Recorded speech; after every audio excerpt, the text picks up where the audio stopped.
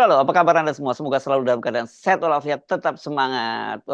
Bung Rocky, kemarin kan kita bicarain juga soal instruksi dari Timnas Amin untuk menolak menandatangani hasil rekapitulasi suara ya, mulai berjenjang tuh, mulai dari tingkat di kecamatan sampai di nasional tuh. Dan kelihatannya ternyata bukan hanya 001 tapi 03 juga sudah mulai menjalankan itu, dan itu mulai terjadi di beberapa daerah. Ada yang 03 sendirian, dan di beberapa seperti Lampung misalnya 01 dan 03 itu juga nolak bersama-sama. Nah, ini saya kira tentu ada implikasi yang cukup serius ya berhasil dengan penolakan itu ya, Bung Roky. Pertama legitimasi terutama tuh, dan itu Ya. yang sebetulnya diinginkan oleh masyarakat sipil supaya Mhm. ada kepastian kalau 01, 03 ini pernah mendeklarasikan salam 4 jari, Mhm. itu artinya ada koordinasi moral di antara mereka. Kalau koordinasi politik udahlah itu masing-masing pasti dikerjain oleh Jokowi juga. Mhm. Tetapi itu pentingnya sikap moral untuk menolak tuh. Jadi clear bahwa arah ke angket itu lebih jelas kalau ada tanda-tanda material, itu penolakan misalnya. Kalau Mhm. diterima kan itu artinya nggak tidak sepenuh hati mau melakukan angket. Justru dengan sikap itu orang percaya bahwa angket itu bisa dilanjutkan. Kalau nggak gosip berlangsung terus bahwa Mhm. 01, 03 udah masuk angin Mhm. kira-kira. Jadi kelihatannya memang penolakan itu mesti dimulai dari wilayah yang yang uh, yang paling tercecer, yaitu TPS-TPS di daerah. Kalau di Jakarta ya gampang lah. Pada satu waktu tuh orang bisa buktikan itu. Jadi saya kira semacam koordinasi untuk satu orkestrasi baru, yaitu tolak hasil pemilu, itu menunjukkan bahwa ada kesadaran baru muncul dari rakyat. Kan terutama ini kan ada desakan rakyat. Kalau nggak ada desakan rakyat ya pasti 01, 03 itu adem-adem aja. Tunggu dipinang lagi oleh Jokowi. Jadi sekali lagi kita lihat bagaimana moral publik itu akhirnya bisa dikondisikan tuh. Dan pengkondisian itu adalah fungsi dari jurnalis-jurnalis kritis, fungsi dari LSM-LSM yang berupaya untuk menuntun kembali Indonesia ke jalan demokrasi yang murni. Ya, ya, ya. Jadi ini apa ya, sinyal yang jauh lebih jelas gitu ya, Bung Rocky, yang kita tunggu. Tapi saya kira gini, banyak orang juga mulai khawatir tidak hanya melihat soal hasil pemilu, Bung Rocky ya, tentang siapa berkuasa, tapi masa depan Indonesia gitu. Karena kelihatan sekali sangat jelas Pak Jokowi itu kelihatannya punya roadmap yang jangka panjang begitu untuk menjadikan Indonesia dia tetap dalam genggaman dia. Itu yang saya kira mungkin yang banyak dikhawatirkan orang. Gitu. 20 tahun ke depan seperti apa Indonesia begitu, apalagi kan kemudian ada muncul usulan dari misalnya bos lembaga survei Denny JA misalnya mengusulkan agar dibuat koalisi semi permanen gitu ya untuk 20 tahun yang akan datang ke depan dengan backbone-nya itu Gerindra dan Golkar. Itu ide yang bagus juga, tetapi kalau ide itu diucapkan oleh Denny, orang curiga, itu artinya Ya, pesanan ya, baru tuh. ya, Kalau ya. ide itu diucapkan oleh Kodari, orang curiga lagi kan. Jadi sebetulnya kecurigaan itu udah membekas tuh. Walaupun kita tahu bahwa memang namanya koalisi itu udah dari awal tanpa ditunjukkan oleh Denny atau Kodari pun sifat koalisi selalu begitu tuh. Ada semacam permanensi yang walaupun temporer, tapi dia jadi permanen terhadap dua isu, misalnya isu pajak atau isu hak asasi manusia misalnya tuh. Nah, sekarang isunya apa tuh? Masa isu yang mau diajukan adalah soal proyek yang didesain oleh Pak Jokowi, kan itu artinya kita diminta untuk mendukung 3 periode Pak Jokowi, lalu tambah lagi 3 periode 9 sampai, kan itu konyolnya kan. Jadi seolah-olah orang nggak boleh berbeda dengan Jokowi ketika Jokowi udah putuskan IKN dipindahin. Urusan apa itu? Itu nggak ada urusan ideologi di situ kan. Koalisi itu adalah urusan ideologi. Kalau dasarnya bagaimana supaya Indonesia 2045 itu selamat sejahtera, loh jinawi, itu bukan urusan ideologi dalam pengertian koalisi. Koalisi bertemu di dalam satu ide, misalnya Indonesia harus menghidupkan kembali ide kooperasi, maka partai-partai yang pro kooperasi anti kapitalis berkoalisi, kan itu namanya koalisi permanen. Masa koalisi tentang anggaran, itu nggak masuk akal. Sementara luar negeri itu perubahan politik, geopolitik dan geostrategis, termasuk geoekonomi, global market ini kan ada dalam situasi yang turbulen, dan nggak mungkin kita meminta supaya calon-calon presiden berikut itu udah ikutin aja apa yang sudah diputuskan 2024 sampai 2045. Ya buat apa ada pemilu kalau gitu kan. Jadi poin-poin ini konyol sebetulnya tuh.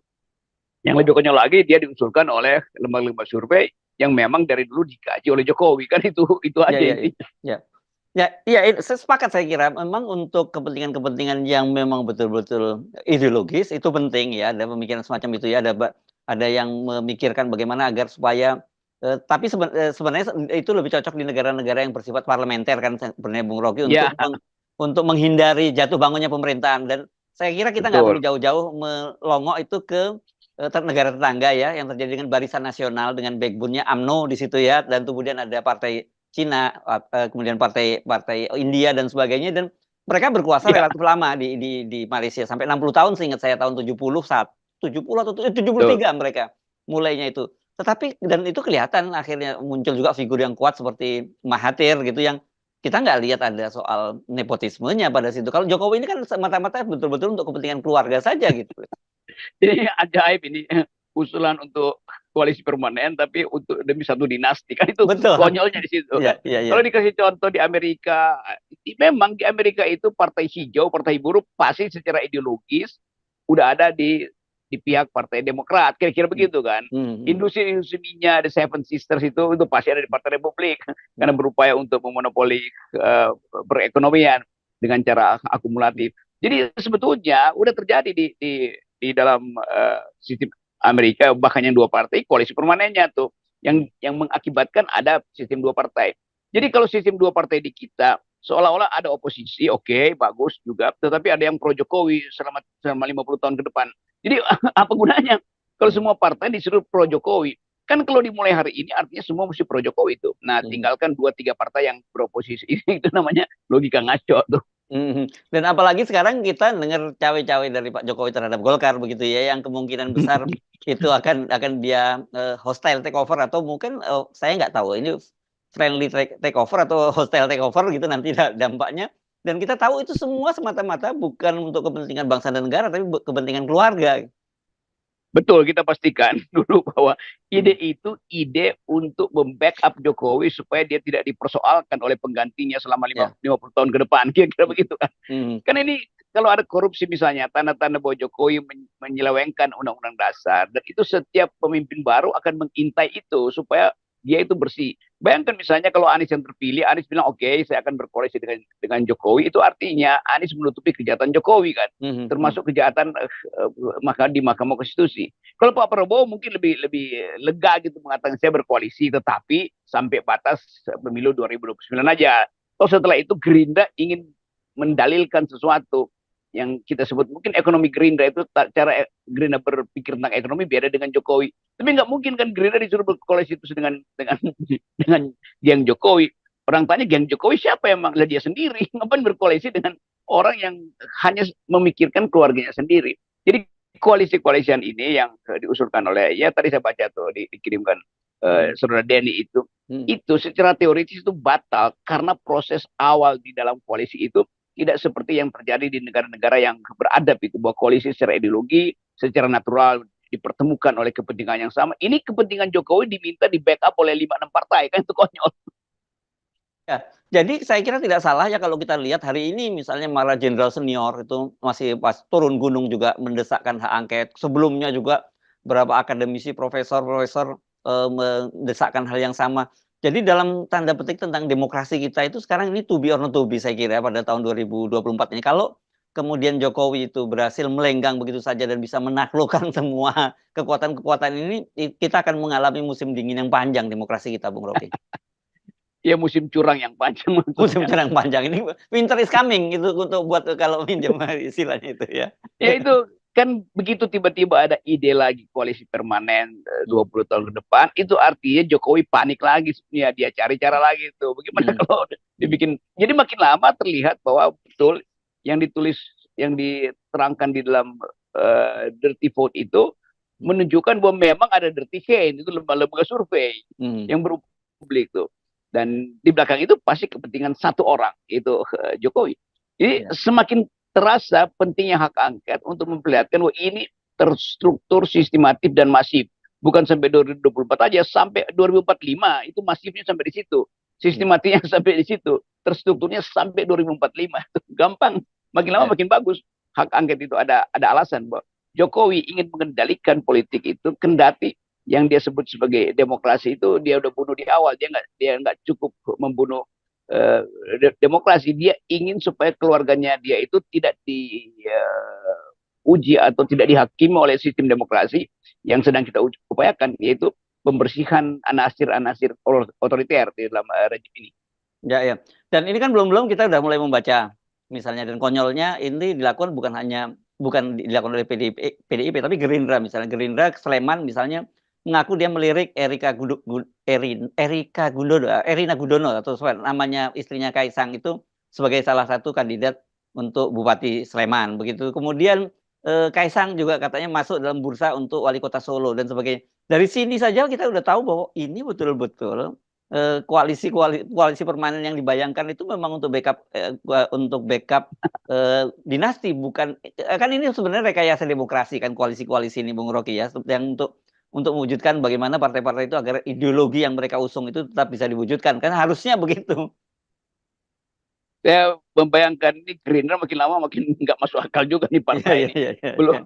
Jadi kita mau lihat sebetulnya ada yang rasional pada Gerindra tuh, karena dia dituntun oleh pendirian partai itu yang sifatnya mau menghasilkan kembali demokrasi. Dan kalau kita ingat bahwa Prabowo itu berupaya untuk minta diterima kembali di wilayah perpolitikan dengan mendirikan Gerindra tuh. Nah sekarang orang lihat bahwa kalau begitu Gerindra itu adalah partai yang hendak melestarikan juga dinasti kan pada akhirnya. Bukan dinasti dia, dinasti orang lain, lebih konyol lagi. Lain kalau misalnya Prabowo memperlihatkan diri, oke, ada dinasti dalam Gerindra. Oh ya, yang mungkin sangat sulit karena sistem rekrutmen di Gerindra itu mulai demokratis. Lama-lama kita lihat bahwa Gerindra juga jadi feodal gitu. Nah, sifat feodal itu terlihat pertama kali dengan justru mengusung keluarga Jokowi yang sedang dia eluk-elukkan. Jadi kita mau bayangkan bagaimana Anda menang pemilu tapi masih ragu sehingga mesti minta backup lagi dengan Jokowi dengan mulai melirik lagi dinasti Jokowi kan. Jadi sekali lagi itu memburuknya demokrasi itu betul ditulis oleh para analis asing. Di era Jokowi itu seluruh rasionalitas demokrasi itu berantakan. Gerindra meminta itu, membaca judulnya aja kita udah mau ketawa. Masa Gerindra meminta menantunya Jokowi untuk dijadikan pejabat? Kenapa nggak Gerindra sendiri yang taruh di situ pejabatnya kan? Konyol. Oke, tapi begini Bung Rocky ya, kita mungkin masih bisa ketawa-ketawa, sama seperti halnya kemarin ketika kita bicara soal bahwa ini mau satu putaran dan anaknya Jokowi yang jadi calon wakil presiden, dan tanda-tandanya itu akan terwujud. Dan orang juga melihat situasi seperti ini, Jokowi ingin terus berkuasa, termasuk kita bahas juga sebelumnya bagaimana soal Golkar dan yang mungkin kemungkinan berkuasa nanti menjadi ketua DPR dan sebagainya, itu sangat mungkin terwujud. Dan mungkin buat anak-anak muda yang terutama Gen Z yang sekarang sudah mulai sadar tentang politik, mereka terlibat mulai di politik, mereka banyak yang putus asa loh Bung Rocky dengan situasi semacam ini. Rasanya mungkin buat mereka lebih mudah, rasanya gue nggak perlu bertahan di Indonesia kalau situasinya semacam ini gitu. Beda dengan kita kan.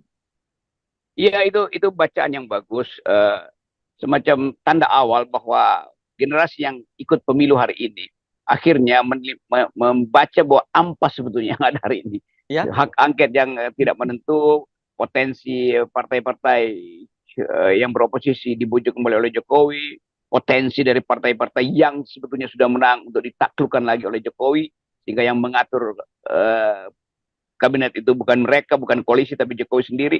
Jadi semua jejak buruk yang tadinya kita anggap diselesaikan lewat pemilu hari ini juga masih akan berlanjut. Dan itu menghina akal sehat generasi baru. Iya. Ini saya melihat misalnya Anies akhirnya bertemu dengan anak-anak ubah bareng gitu ya, anak-anak muda yang rupanya merupakan kreator di balik desak Anies yang dianggap cukup memberikan warna baru dalam demokrasi kita, kemudian bertemu dengan Anies Bubble dan sebagainya. Saya menangkap gitu. Jadi mereka tidak kehilangan, sebenarnya mereka mencoba untuk menunjukkan bahwa mereka tidak kehilangan harapan, tapi pada saat yang bersamaan kita melihat realita bahwa mereka itu nanti harapan mereka itu tidak terwujud ketika dinasti Jokowi itu yang menguasai Indonesia. Saya kira ini pembelahan yang akan panjang, karena Anies harusnya mengambil sikap sekarang udah betul, tapi dia harus konsisten, jangan sampai dia dibujuk oleh Nasdem, dibujuk oleh PKB.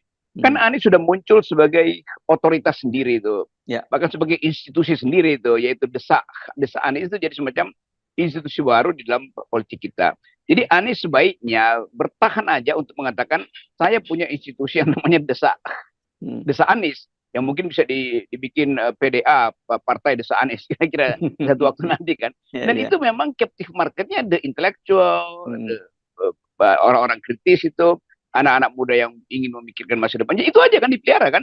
Jadi nggak usah misalnya Anies ikut-ikut rapat lagi dengan koalisinya. Itu bilang aja bahwa saya sudah menetapkan sikap supaya anak-anak muda ini tenang. Karena mereka masih menduga Anies itu bisa dibujuk lagi